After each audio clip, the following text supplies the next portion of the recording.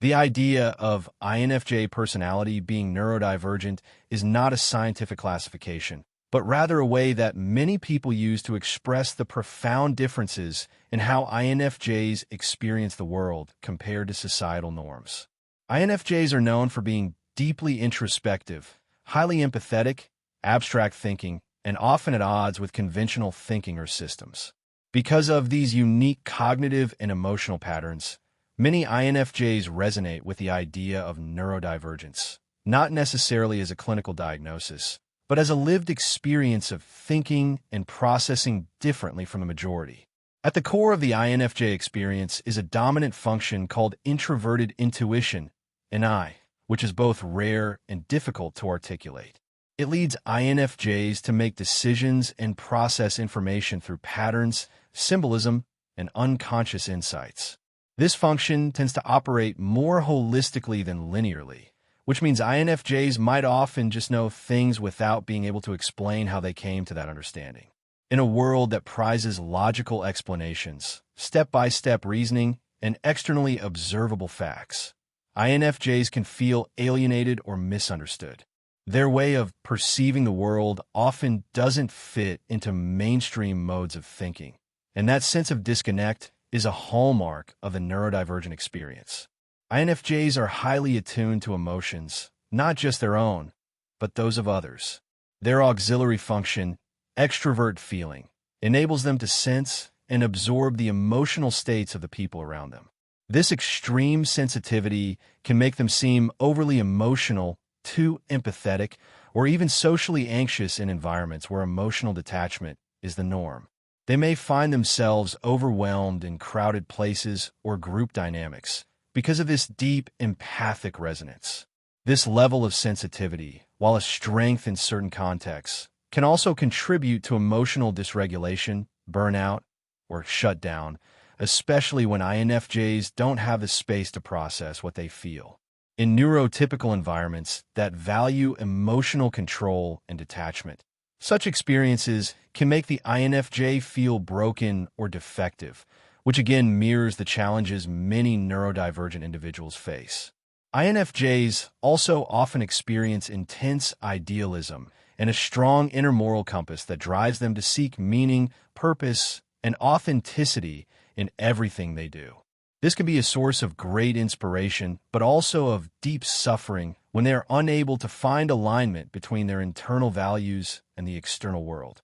The constant internal conflict between what is and what should be can lead INFJs to isolate, ruminate, and even spiral into existential thinking that others may not understand or validate.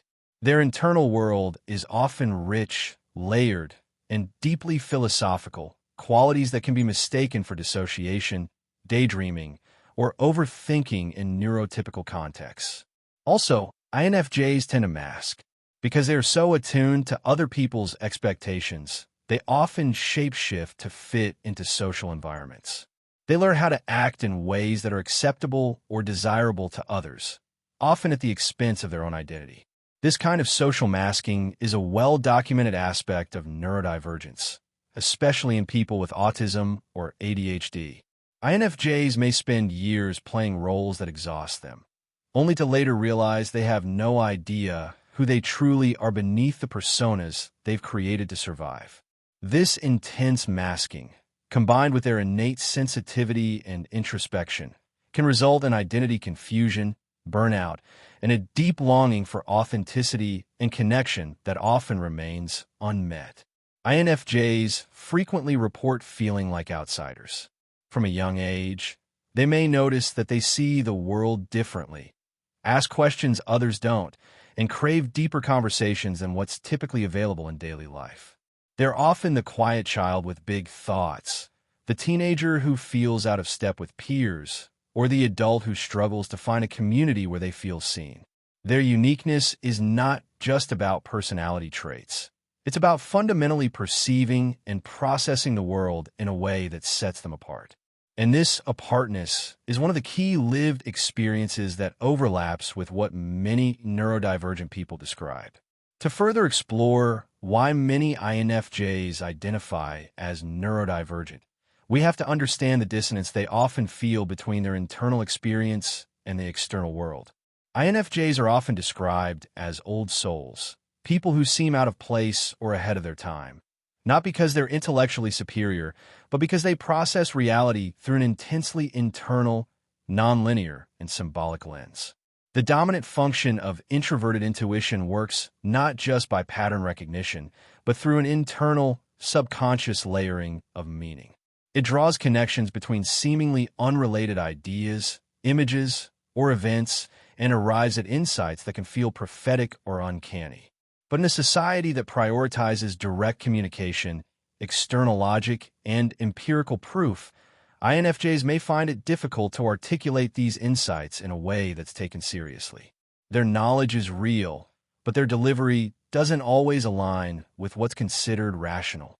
This disconnect between internal knowing and external communication can leave INFJs second-guessing themselves, feeling like imposters in a world that doesn't speak their language. INFJs are also notorious for experiencing internal contradiction. They are idealistic but realistic, structured yet deeply spontaneous, gentle but intense. They live in paradox. This internal duality can feel like cognitive dissonance, and many INFJs spend years trying to reconcile their conflicting drives. For example, they may crave solitude and detest small talk, yet deeply long for meaningful human connection. They may desire to lead or guide others toward healing or growth, but recoil at the spotlight or hierarchical systems. These conflicting impulses often make INFJs feel fragmented or too much, too sensitive, too abstract, too intense, too quiet, too passionate, and yet not enough.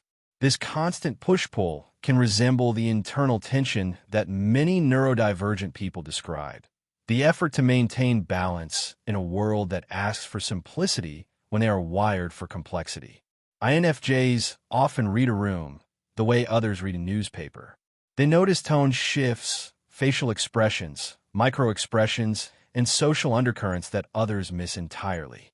This level of emotional attunement is not just a soft skill, it can be overwhelming.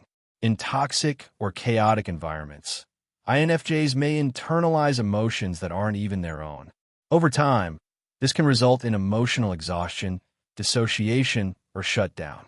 In a world that expects people to function linearly and consistently, this ebb and flow of inner energy and capacity can feel like a disability, even though it's often rooted in extraordinary sensitivity and complexity.